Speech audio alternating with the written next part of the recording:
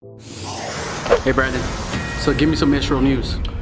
So recently, there's the Sanhedrin, right? Sanhedrin has made a statement that they didn't feel like they had to follow after the Moedim, the Jubilees, the land Sabbaths that the Lord had ordered in the Old Covenant, and they said that they didn't have to do that until they had passed a majority of Hebrews living in the land of Israel, and this is actually just something that had recently taken place, where now within Israel there are more Hebrews. They have a majority there actually occupying their own land than they do throughout the rest of the world, which would mean that, according to their previous statement, that they should actually start adhering to the land Sabbaths, not farming on the 7th year, and then it also observing the Jubilee cycle and actually going back to revisit that.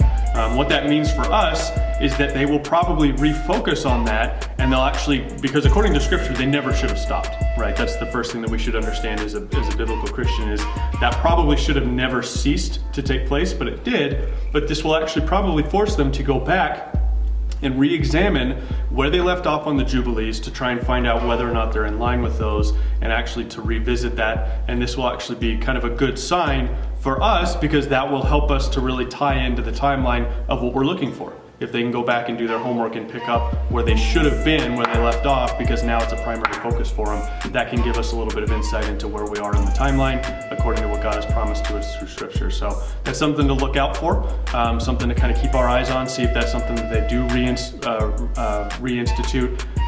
They may get it wrong. They may actually go back and follow after the Hebrew calendar that they're following after now, which we know according to Scripture is off, right? They've got their year flipped. But it's something to look at.